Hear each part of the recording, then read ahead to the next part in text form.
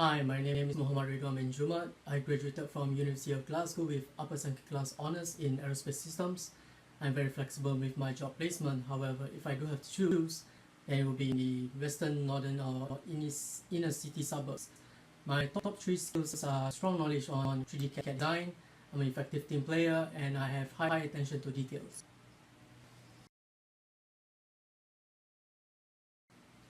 But ever since I was young, I was always curious to know how things work. Things like cars, TVs, aeroplane. I will always take things apart and then attempt to put them back together. I just wanted to know what is inside and what makes the thing work and what it can do. When I became older, I saw that there are many things in the world that could be improved. I wanted to create new things and come up with even more efficient solution to the world's problems. And that is when I saw that engineering was a way for me to do this. I believe that engineering open pathways to change the world, and we make life better by creating new things and solving existing problems in the world. One of the top three skills that I highlighted was that I'm an effective team player. I find that this skill is very important to engineers as we always work on a very tight schedule, and that if we do not work together to resolve issues, the project schedule could be delayed and this will cost the company a lot of money. Working together as a team means putting aside our personal goals and working well with others, doing what needs to be done to strive for a common goal. In my previous position as a design engineer, there were a lot of occasions where being a team player really makes a difference. For example, there were many times where I had to redesign my models to accommodate the other team's design. I could have reviews to redesign my models and let the other team resolve the issues themselves, but this is really counterproductive and does not help towards the common goal. A good team player has to be flexible and willing to compromise on certain issues. That being said, being a team player doesn't mean that I always have to compromise on my design.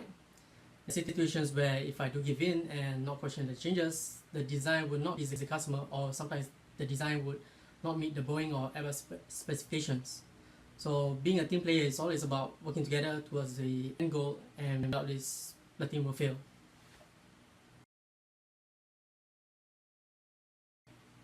The work that the engineer does has more impact to the world compared to any other professions. It gives me the chance to make new things and solve problems in the world. The reason why I studied aerospace engineering was because of my fascination with airplanes. I find it very fascinating to see something so big and heavy achieve flight and flying above the clouds. In my second year as a design engineer, I was given the opportunity to facilitate in the installation of a galley that I designed at a Boeing factory in Seattle. When I was there were so many things I wanted to see because it felt like a flight museum. However, the highlight of my trip was seeing my galley being installed into the airplane. Just seeing whatever I designed being used by other people and how that helps the end user make life better makes being an engineer a career worth pursuing. I've always wanted to be an engineer ever since I was young. Probably the turning point of my life will be when I received a set of mechanical toy. It's basically similar to Lego, however instead of plastic blocks, there were small metal strips with holes in them. You're provided with screwdrivers and Allen keys to tighten the bolts, screwing nuts and washers. And it was a lot of fun as there were many things that you can create that were otherwise not possible with regular Lego blocks. I remember making a helicopter with a rotating blade that could actually cut grass. So this was a fascinating thing when I was young, as I had created something from nothing and it worked.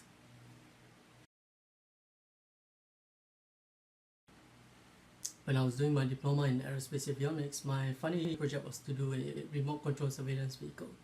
We were given the opportunity to create anything as long as it aligns with the project title. However, we were given very little budget and limited time and no access to a workshop facility. So logic dictates that we should actually pick an existing design of a glider or a helicopter and move on with that. However, we wanted something different and something more challenging.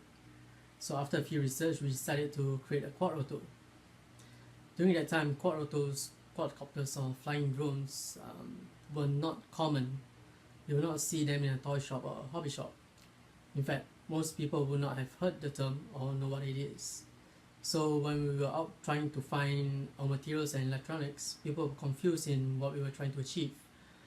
That was when we realized that we were one of the pioneers that started making quadrotors in Singapore. This made us even more excited to actually make our prototype work. There were many challenges and setbacks along the way, and at times we thought it was impossible to overcome it. But we persevered, pressed on, and finally it was time to do an outdoor test flight. It did not go as smoothly as we wanted. We broke a few propellers and the frame had some damage, but it was the first time the quad rotor was not tethered to anything, and it managed to have a decent flight time before it crashed. After a few tweaks and modifications, we were able to achieve a stable flight.